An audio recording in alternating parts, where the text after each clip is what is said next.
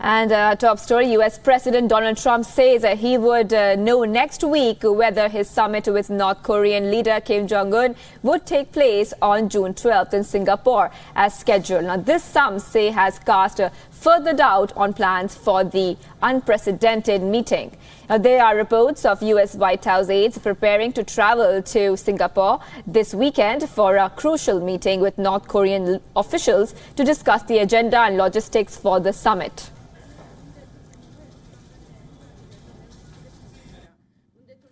Well, we're going to see what happens on Singapore. We're going to see. And it could happen, could very well happen. But whatever it is, we will know next week about Singapore. And if we go, I think it'll be a great thing for North Korea.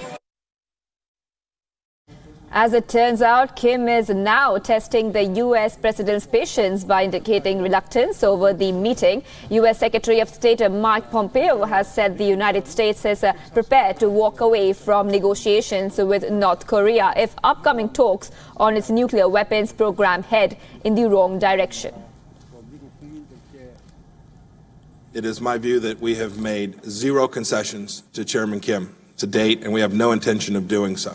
We have a generational opportunity to resolve a major national security challenge. Our eyes are wide open to the lessons of history, but we're optimistic that we can achieve an outcome that would be great for the world.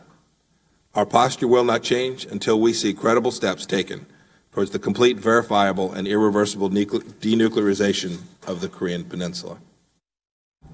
Complicating matters further is China's role. Beijing, remembers, is considered the most powerful backer of the reclusive North Korean regime. China, for its part, has refused to get pulled into the issue publicly. The Foreign Ministry spokesperson only went as far as to say that Beijing will continue to play a proactive role in the matter. Well, thank you, Mr. President. And on behalf We always encourage and welcome the United States and North Korea to deepen mutual trust and advance political settlement of denuclearization on the peninsula through direct dialogue.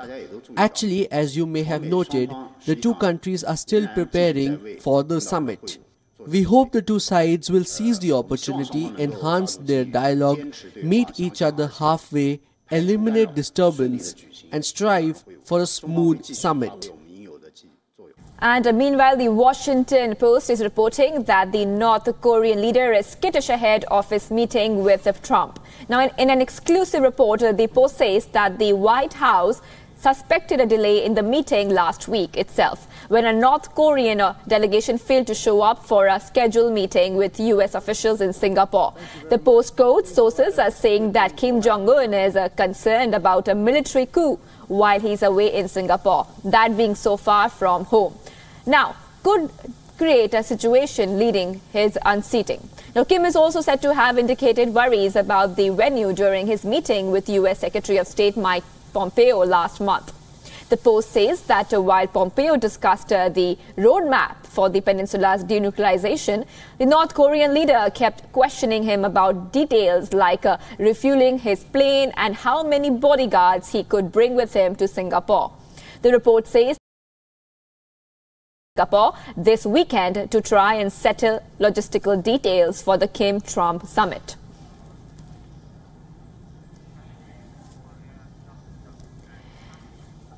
And earlier we spoke with David Nakamura of the Washington Post, one of the reporters on that exclusive report. Take a look. So is the Trump-Kim summit in jeopardy because of Kim's nerves or Trump's bombast? David Nakamura of the Washington Post, one of the reporters on that exclusive report, is joining me right now from Washington. David, good evening. Thanks for making the time to speak with us here at WION. Logistics, security and the situation at home while he's away. Which of these do you think is the most worrying factor for Kim Jong-un right now? I think it's all in play right now. You know, the North Koreans started getting very upset, issuing some public threats about potentially canceling this meeting last week based on some comments the National Security Advisor for Trump, John Bolton, had said, suggesting the North needed to give up their weapons the same way that Libya did.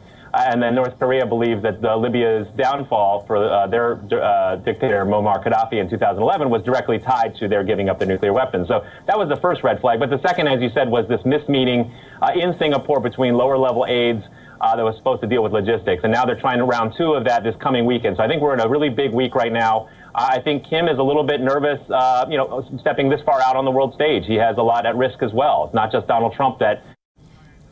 And in a significant development in the Korean affairs, Russian Foreign Minister Sergey Lavrov is set to travel to North Korea. He will be visiting the country on May 31st, which is just a couple of weeks ahead of the possible meeting between US President Donald Trump and North Korean leader Kim Jong-un. The visit assumes the significance in the wake of Washington's announcement that the June 12 talks can be delayed. Сирийское правительство при поддержке Российской Федерации.